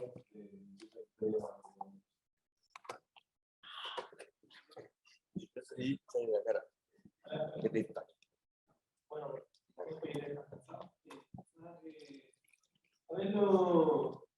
yo siento como una doble posición, porque por un lado trabajo muy bueno, estamos muy contentos con la venta de Martín. Yo tengo lo que ha salido en el libro. Entonces, un poco yo creo que igual es algo que quiero plantear. Yo siento que pocas veces realmente algunos libros de historia logran transformarse en éxitos de venta en Chile. Hay ciertas excepciones en la disciplina. Gabriel Salazar, Sofía Correa, Sol Serrano. Y gran parte de estos libros de historia y de biografía tienen relación con dar respuestas a problemas o problemas sociales y políticos del país de los 90 y 2000. Yo creo que lo que demuestra un poco este éxito de Martín, del historiador Martín Correa, ¿no? Y de otros historiadores, es que pueden de alguna manera lograr que la disciplina llegue a contar con una aceptación masiva de los lectores, sin contar los libros piratas. El libro de Martín está pirateado ya. ¿Al cuarto día? Sí, lo cual habla de una intención, por lo menos de un público de adquirir el libro en las condiciones ya sean legales o ilegales, pero que habla por lo menos de la relevancia. Y creo que también lo otro que muestra este libro, además de mostrar a ser masivo, ¿no? Por eso es una edición, es que no renuncia, creo, como bien lo demostró su charla, creo ya que muy demostrado, que no renuncia a la calidad de esta investigación. Y creo que esa conexión que se da entre la disciplina, el tema, la economía, es que su trabajo en el foco logra responder a las dudas e inquietudes que la población en Chile tiene sobre las razones y las consecuencias de lo que bien denomina la pérdida territorial o del foco en Chile, ¿no? Y por tanto también este libro, a diferencia de otros trabajos historiográficos en Chile, es que logra dar una respuesta a los conflictos o a las dudas de la postdictadura. Y eso yo creo que le puede dar una de las variables de su éxito, ¿no? En el sentido económico, social y que ya se está desarrollando. Creo que por otro lado, por supuesto que este libro se suma a una corriente ya escrita por la temática indígena en sí, ¿no? Por otro lado, lado, la perspectiva indígena tampoco necesariamente gozaba de ser masivamente trabajado o adquirido por el público en general. Siempre hay excepciones, por supuesto, ¿no? El libro de Pedro Galletío es un éxito también económico, no es necesariamente un libro de historia, pero en el sentido de la disciplina, pero sí es un libro de historia, ¿no? De hacer la historia secreta mapuche, como él la denominó. También es Huica, ¿no? Que es el libro de Locke del año 2006, que también es un libro que va en distintas ediciones, lo cual habla de un interés por saber de estas temáticas. Las distintas ya ediciones del libro de José Bengoa, de Historia del Pueblo Mapuche, XIX-XX, y que eso llevó de alguna manera a Pehuen, ¿no? A formar una colección de pensamiento mapuche y también a montar por este trabajo de Martín, que es una coedición con la edición 6, ¿no? Por lo tanto, hay un público que está muy interesado en el estricto rigor por esta temática, ¿no? Yo creo que, como bien lo plantea Martín, este libro busca responder a las dudas de los lectores y encauzar un fenómeno que se abre a fines de la transición democrática, cuando la historia y la existencia del pueblo mapuche comienzan a usar un espacio destacado en la agenda noticiosa, pero también pública del país, ¿no? Por supuesto que el interés va más allá de lo que ocurre en la zona de la Araucanía, y buena prueba de ello son los trabajos que indagan, ¿no? En los indígenas cautivos que vivieron la experiencia, también de otras experiencias de violencia como los zoológicos humanos, y también aspectos de colonialismo que se generaron en el Paraná, ¿no? Yo creo que Martín Correa, el historiador Martín Correa, se inscribe en esta tendencia, ¿no? La historia del despojo, el origen de la propiedad particular del territorio mapuche, un libro que en menos de un año ha vendido 18.000 copias, 7 ediciones, jugado durante 10 semanas, el número 1, de los más vendidos. En el Mercurio. Son números que muy pocos libros de historia alcanzan en este país, ¿no? Y yo creo que da cuenta entonces de la calidad de la respuesta, ¿no? Aunque paradójico, para un país que produce celulosa a nivel industrial, y eso lo hemos dicho, esta es la tercera vez que presentamos el libro, comenzamos el partido de Martín, pero... Somos como los mediocampistas que no se conocen, pero ya saben, juegan de memoria. Yo se lo comentaba, ¿no? Que no habíamos podido reeditar este libro porque había escasez de papel. Y las paradojas del país forestal, ¿no? Que es Chile, ¿no? Y que gran parte de la venta de la celulosa se van fuera de Chile, y por lo tanto hay escasez para poder generar el proceso de alguna manera de producción. Eso no había pasado cuando presentamos el libro en Concepción, Rodrigo estaba con nosotros ahí, que no había libros para tratamos ahí. Claro, y además que justo, sí, no, para apuntarla. Conversemos. Además, como estaba la pandemia, mucho del material de celulosa, papel, no sé, se dedicó a hacer cartones para embalaje, porque hay que mandar todo embalado. Incluso alguna vez me dijeron, no, ya voy a hablar con tus amigos que no te que sacar algunos pinos para que tengan papel para tus libros. Es cierto. Increíble, ¿no? Sí. Poco para ir cerrando, ¿no? Yo creo que el trabajo de Martín se concentra en, como él lo explicó muy pedagógico, en la forma en que se construyó la propiedad de Colmado. Creo que eso es un aporte indiscutible al movimiento mapuche, a entender también las dificultades de este proceso. También a lo que ayer se aprobó en la convención, creo yo, que es el tema de la restitución territorial. O sea, yo creo que este libro va a ser fundamental para ese debate, ¿no? Un poco de cómo se va a generar este mecanismo de restitución de tierra, ¿no? Que no es el mecanismo de la ley indígena, por eso hace la diferencia. Esto no es lo que se aprobó ayer, no es la misma línea de la ley indígena, es otra forma de generar esa propiedad, y que tiene que basarse un poco en debatir sobre cómo se generó los orígenes. Y acá está este trabajo, lo cual va a hablar, va a ser un libro que va a seguir siendo muy utilizado, ¿no? Yo creo que el acierto del libro, que el actual conflicto no se explica sino es observando las compras de tierra sobre este mapa que recién concluyó en 1883, que bien lo explicó Martín, ¿no? Y al interior de este mapa, los mapuches continuaron sobreviviendo de distintas formas en sus tierras. Sobre esas tierras se generaron los mecanismos de asedio hacia el pueblo mapuche, quienes a su vez son las víctimas, ¿no? De compras fraudulentas, corridas de cerco y adquisición a través de terceras personas, ¿no? Es un conflicto que se arrastra por más de 100 años, pero que se repiten los nombres y los apellidos de los mapuches y de los colonos, y son las familias y sus descendientes en el libro que ven con claridad cómo los colonos han dividido las tierras mapuches para sus hijos e hijas, las que con el tiempo pasaron a conformar una clase política de la región o se encuentran en los espacios de poder de las notarías o poder judicial, ¿no? Porque a la larga también el libro devela ese corriente, ¿no? de parentescos familiares que también han dificultado este proceso de restitución vertebral, ¿no?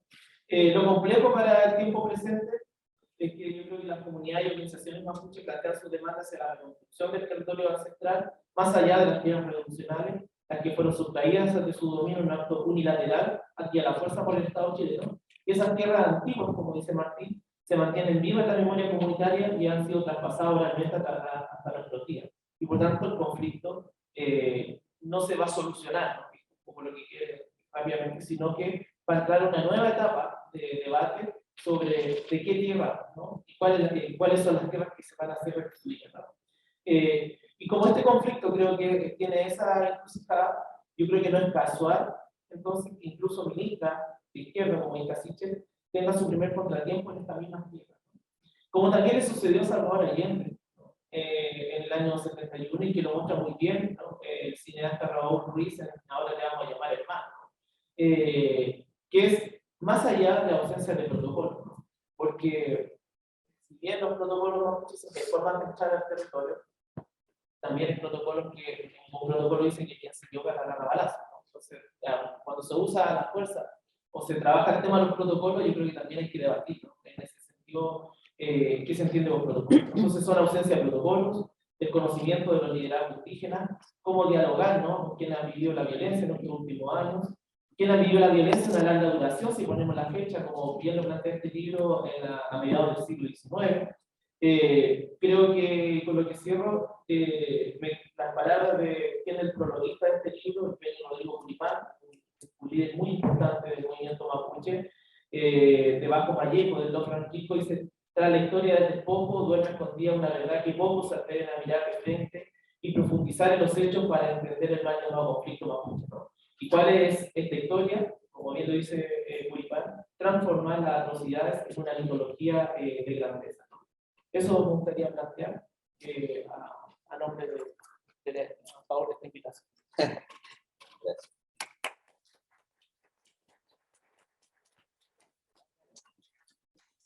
¿Me escuchan? ¿Ahí me escuchan bien? Ahí Sí. sí. Ya, me tocó el turno para presentar al amigo, colega, ¿no? Martín. Qué emocionante. Sí. Por eso escribí, para no perderme la emoción, y voy a destacar cinco aspectos que me parecen muy importantes. Y lo que primero quiero destacar es el título, ¿no? Reconstrucción, elementos para la reconstrucción de la historia territorial mapuche, historia del despojo, y que inmediatamente me lleva a uno de los planteamientos centrales del libro, que es que la costa de Arauco, en Alto Biobío, ¿no? En Mayeco, en Cautín, en Valdivia, no son en la Isla Grande de Chiloé, creo que hay que nombrar, se constituyó desde la segunda mitad del siglo XIX. Claramente Martín dio una cronología, ¿no? 1870, 1929, ¿no? Que forma una propiedad particular sin respetar las posesiones familiares y comunidades desde antiguo. Un desde antiguo también que no es esencialista, que no es culturalista, que no es ahistórico, ¿no? Allí se formó una propiedad particular de extensiones diversas, lo vimos en la presentación, ¿no? Cuyos propietarios también fueron variados porque no solamente hay particulares, ¿no? Hay familias, hay sociedades ganaderas, hay sociedades agrícolas, hay empresas y sociedades de colonización, hay sociedades anónimas, hay sociedades de prestamistas, de las que descienden, que es la propuesta de Martín, su tesis, no los actuales dominios particulares y forestales. En segundo lugar, quiero destacar que el concepto de reconstrucción a la luz de la metodología de trabajo me parece súper acertado, ¿no? ¿En qué sentido? En el sentido de que Martín va buscando hechos, ¿no? Como los relámpagos. Sabemos que el pasado es irremediablemente perdido, ¿no? pero él articula un corpus documental de materiales de diverso origen, ¿no? Relatos orales de comunidades, materiales de prensa, junto a informaciones existentes en repositorios ministeriales, en el Fondo de Conservado de Bienes Raíces, en los fondos de colonización, en el protectorado indígena, etc., buscando justamente los rastros, ¿no? A modo de una genealogía capilar. ¿De qué? ¿Cómo y en qué circunstancias se adquirieron territorios indígenas? ¿Cuáles fueron los mecanismos utilizados? ¿Cuándo y quiénes los inscribieron? ¿Y cuándo fueron traspasados, permutados y vendidos? Ello está claramente desarrollado, documentado en el libro. Y que también nos aproximó en esta presentación. En tercer lugar, quiero destacar el modo de historiar el despojo territorial indígena, ¿no? Un concepto que cruza todo el trabajo de Martín y que Martín va contextualizando espacial y temporalmente, y aquí además me parece otro elemento súper interesante que aparece en distintas caras de este despojo. O sea, no es un despojo, ¿no? Analiza primero mecanismos administrativos jurídicos por medio de los cuales los territorios indígenas pasan, ¿no?, a la categoría de territorios fronterizos e irremediablemente a territorios de colonización. Te das cuenta cómo el ejército, ¿no?, el ejército de la frontera avanza, ¿no?, ocupa, invade, y no hace una historia de la guerra, ¿no?, sino que realiza un giro que no es solo un ajuste metodológico, y es que hace una historia del despojo territorial indígena desde el horizonte estatal y nacional. En cuarto lugar, quiero destacar que la narración histórica a mí me planteó una pregunta, y que Martín también la tiró acá, que es sobre el oficio de historiar, ¿no?, sobre nuestro oficio, sobre cómo historiamos, enseñamos, a qué audiencias nos dirigimos hoy, ayer, ¿no?, entre otras inquietudes, comillas, y que además lo señalaste en la presentación. En ningún parte militar, en ningún discurso oficial se habla de pacificación. Se enfrenta a una guerra y como tal se muere. La pregunta del oficio creo que es cómo historiamos y para qué, ¿no? ¿Cómo damos cuenta de esa experiencia histórica? ¿Qué conceptos nuevos tenemos que poner, ocupar, invadir, despojar, hijuelar, colonizar, defender, resistir? ¿Y qué conceptos deberíamos sacar, ¿no?, incorporar, pacificar, consensos? Justamente para sobrepasar la perspectiva de la chilenización y comprender esa historia. Por último, quiero destacar que Martín, al historiar el despojo territorial indígena, me lleva a la actualidad, lo que señalaba también Fernando, ¿no?, a mirar el proceso de lucha política y territorial mapuche, que ya tiene más de 150 años, ¿no?, existiendo esta latencia permanente de lo despojado y de las formas de los despojos, ¿no? Irremediablemente se hace necesario leer desde otro punto de partida. Uno, creo yo, que propicie un diálogo para ir sembrando nuevas dinámicas interculturales entre sujetos, sujetas, históricas, históricos, colectivos, colectivas, en igualdad de condiciones, dominando los sentidos etnocentristas que sabemos que tienen fuertes implicancias políticas, conociendo las raíces históricas del descontento del pueblo mapuche. Creo que la historia está lejos de ser un tribunal. Pienso que la historia es un espacio para la comprensión, ¿no?, de la experiencia del pasado y sus heridas, que es un debate, que es una tensión también, lo que necesariamente constituye una experiencia pedagógica, y aquí se ha levantado, ¿no?, cómo estamos enseñando. Creo que tenemos que avanzar hacia la construcción de no alcanzar comprensiones de contextos episódicos o fragmentados, sino que lograr alcanzar un relato completo, de totalidad, de la historia del despojo territorial indígena y su restitución. Muchas gracias.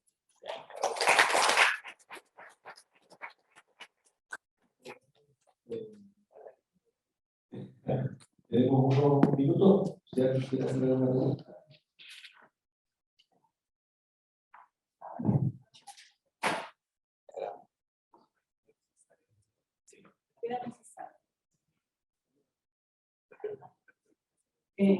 Si era necesario que la Bueno, felicitaciones, puedo decir, estamos comentando con la tocaya que cuando se habla de estas cosas que igual que impactan fundamentalmente, sobre todo en los tiempos que estamos viviendo hoy, con lo que está pasando en nuestro país, donde necesitamos tener claridad para poder continuar con estos procesos. Yo quería preguntar, Martín, a ti como historiador, ¿qué papel piensas tú que podrían jugar en toda esta investigación que tú has hecho y con Raúl y con otros colegas, las fuentes visuales? Y me refiero fundamentalmente al tema de la fotografía. Porque curiosamente la fotografía aparece en la zona en conflicto justamente en el momento en que está empezando a generarse todo este proceso. Y hay una cantidad muy grande de fotógrafos, hay una cantidad muy grande de fotografía. Y si uno mira todo ese aparato visual, o todas las representaciones visuales, hay una invisibilización total. Está en un mapuche, ¿no es cierto? Está ahí fotografiado de múltiples maneras, en un sentido más documental, en un sentido más de la fotografía del siglo XIX, del estudio, la foto y el montaje, en distintas categorías, etc. Hay álbumes, está el álbum de la Lucía Suárez Casó, que hizo a propósito de la llegada de las tropas a Villarrica, donde está toda la llegada de las tropas a Villarrica. Y es un álbum en el cuero, con toperoles de bronce, entonces, pero está totalmente invisibilizado, mucho más tal vez que en las fuentes, todo el proceso que se está contando. Entonces,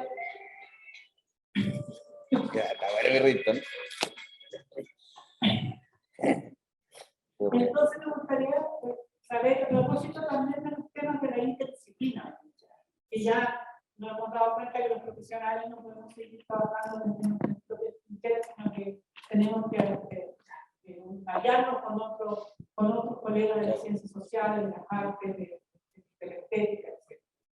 Entonces, me gustaría que me contaran que tu libro tiene una foto en la portada. Sí, Tiene una foto que uno hay. O sea, esa foto tiene 3 versiones más que la misma persona que está en distintos casos. Evidentemente lo pusieron ahí para... Pero no deja de ser... Eso era entre nosotros. No deja de ser impactante porque lógicamente se existe. Por lo tanto, ponían ahí a las personas. Yo creo... ¿Qué? Si pueden responder un poco, porque en el Zoom no escuchan la pregunta, entonces si pueden responder. Pero ¿cómo no pensaron antes para notarlo? Como una larga pregunta. Lo audiovisual, la imagen, como fuente de conocimiento, básicamente. ¿Y cómo trabajan? ¿Se podrían trabajar? ¿Y cómo se podrían trabajar? Lo pregunta Margarita Alvarado, que es la más caperuza del tema, junto con, ¿cómo se llama? Pedro Meje, El Felipe Maturana, María Papá, el futbolista. Y Báez, que nos lo quitaron como gran futbolista, lo convirtieron en el... Y ahora está de corno. Mira, claro, la foto es como la gran ausente de las fuentes de conocimiento histórico, de las fuentes de difusión. Poco se muestra, poco hay. Y siempre cuando se muestra lo que tú dices, estas fotos montadas con una ruca atrás, o unos cerros y la familia como ordenadita, pero poco se muestra. Yo creo que es fundamental rescatar esos elementos. Ustedes mismos en Pehuen sacaron el libro que hiciste con tu colega, que es de una hermosura total. Hay un tremendo trabajo ahí. Yo creo que, así como tirando ideas, porque tampoco es tan claro cómo se hace, ni por qué no ha estado presente, pero yo creo que también es parte de la invisibilización de los mapuches. Yo me acuerdo cuando yo estudié Historia en la Universidad Católica, o sea, en esta, nos decían que uno con suerte encontraba los mapuches en el mercado de Temuco vendiendo mantas, pero los mapuches químicamente puros ya no existían. Ya no existían los mapuches. Cuando empecé a trabajar me di cuenta que había lugares que ni siquiera hablaban castellano, que se hablaba por un mapungún, como en el Alto Biobío, o sea, no me vengan a decir que no existe. Yo creo que el tema de la foto como fuente de conocimiento habla también de un momento de folclorización de los mapuches. O sea, estos son los mapuches que queremos, como los mapuches buenos. ¿Ah? Y me imagino que tiene que haber un corpus mucho mayor de fotografía. A ver, yo me acuerdo, en algún momento con Dauno Totoro hicimos el Usuki Bai, el de Poco, un documental, en que ocupamos fotos tuyas, o sea, Sí. fotos que tú habías recuperado, entonces, que es ahí, que también. Sí, de hecho, no. Sí. Porque hablan de un momento histórico. El ingreso, lo citabas tú, el ingreso del ejército a Villarrica, esas tremendas ruedas, cómo van pasando por un lugar insondable, pero tienen ahí los yaraconas trabajando con él. Hablan de un momento histórico fundamental. Yo creo que la fotografía es un tremendo testimonio de momentos también. Yo ahora, por ejemplo, ahora con mi hermano, que está allá atrás sentado, estamos trabajando en una película que se llama La Rebelión de la Tierra. En que la foto forma parte también de esto, porque la foto marca momentos distintos, y con la foto tú puedes hacer una película juntando una con otra. Yo creo profundamente en la foto como una fuente de conocimiento y de divulgación. Y en eso yo creo, te lo he dicho siempre, pero ahora lo digo ante todo, yo agradezco profundamente el trabajo que ustedes han hecho, porque creo que es muy importante. Yo creo que toda fuente de conocimiento es válida, toda fuente de conocimiento es importante, no solamente los escritos de los grandes historiadores y de los grandes pensadores y de los padres de la República, todo es importante. La prensa es importante, la prensa es fundamental como fuente de conocimiento histórico. Yo creo que por ahí va la mano, yo soy un profundo creyente de la imagen como fuente de conocimiento, no solo como fuente de conocimiento, sino también como muestra de un momento, porque la foto es una cosa estática, pero la foto no te habla solo del momento de la foto, sino te habla del momento que está antes, que está después, te dibuja una escena. Yo creo que es fundamental. Esas fotos, por ejemplo, de los guilletinos antiguos.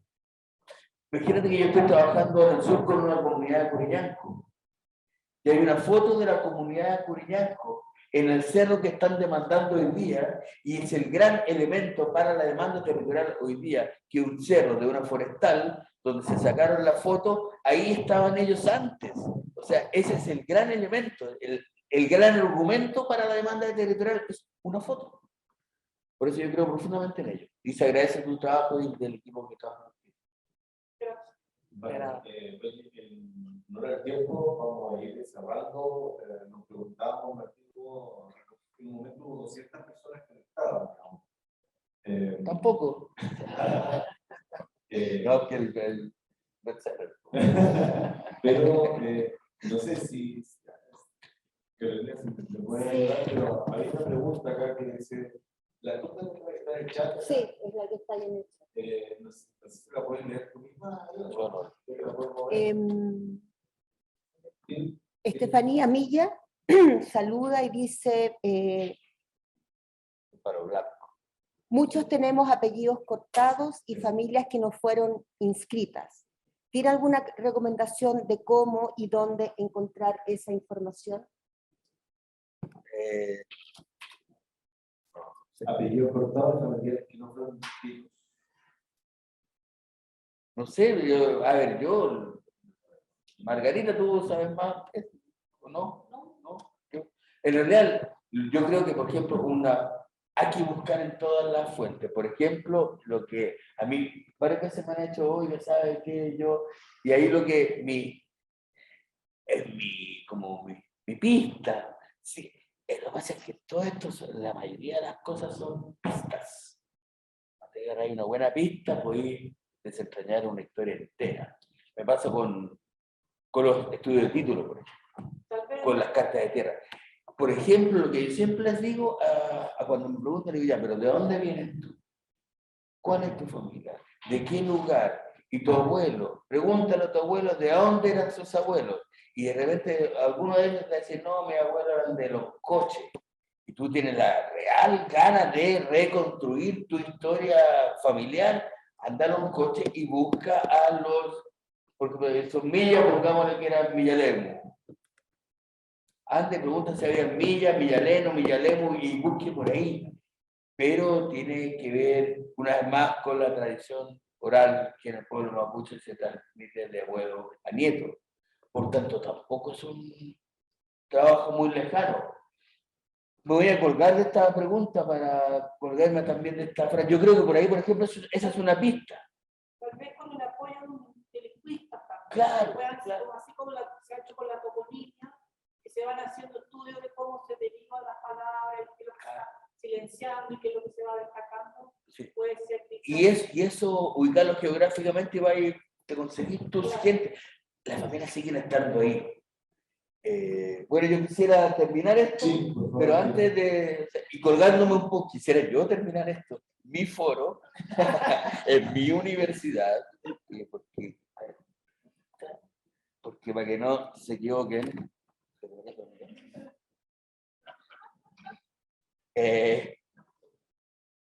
un poco lo que decía la pregunta recién, lo que hablábamos, conversábamos recién, para buscarlos, lo que estaba, la pregunta se invita a ella misma y nos invita a ir en busca de los orígenes.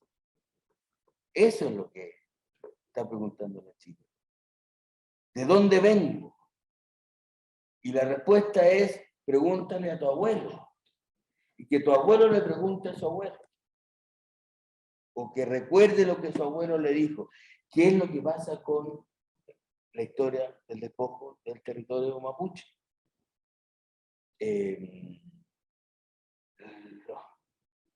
Los hechos, las situaciones, las historias que se muestran en el libro y que explican el despojo territorial mapuche, se retrotraen a 120 años atrás.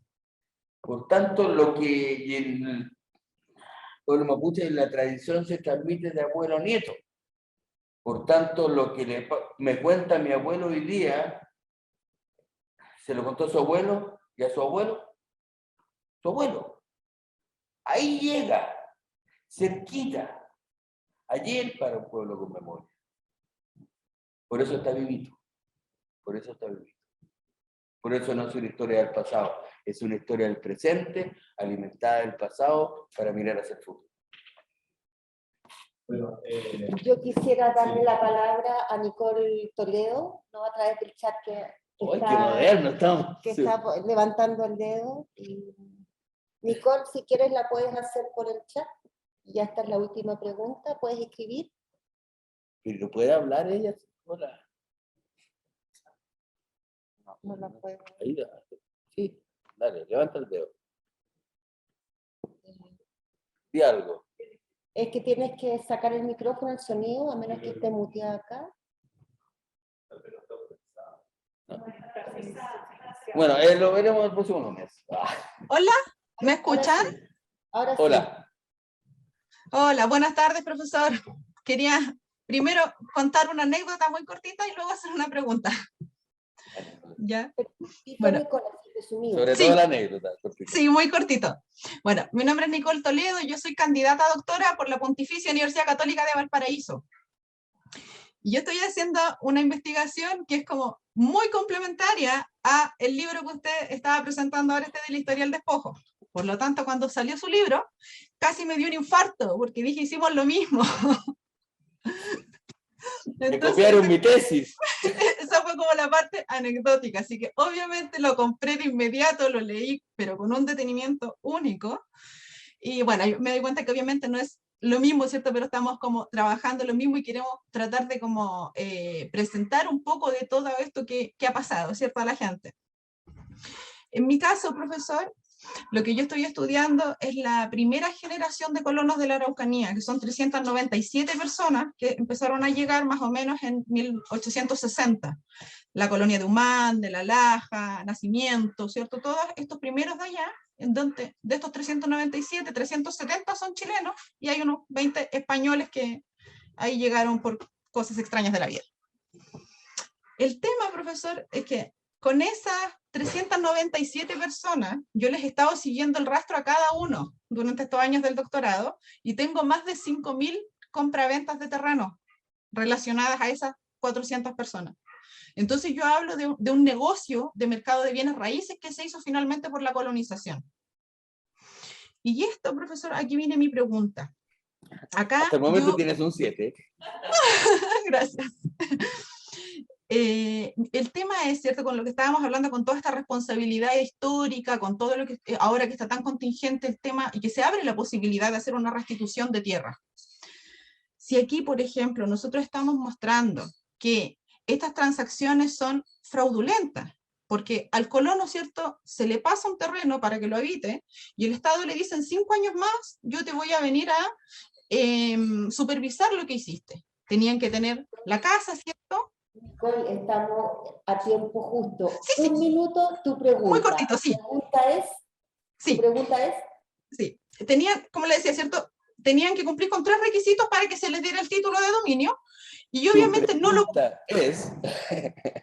cumplieron. Entonces, sabiendo ahora que de estas personas un 3% cumplió y todas las demás transacciones de tierra son fraude, son mentiras, ¿usted cree que se logre hacer una restitución o anular estas ventas que estamos mostrando que son mentiras? ¿Conoces la pregunta del millón?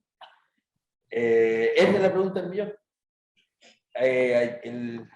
Lo hemos conversado, lo conversamos ayer, lo conversamos antes de que se votara y se aprobara el artículo 21 de la restitución de tierra, pero yo creo que, bueno, es la apuesta que hay que hacer, así lo veo yo, y te estoy contestando, no sé si como profesor, no sé si como historiador, yo te estoy contestando como un ser político, yo, Martín Correa, individuo. Yo creo que es la apuesta que hay que hacer. Hay que jugarse por aquello. Y es un camino que no va a ser fácil.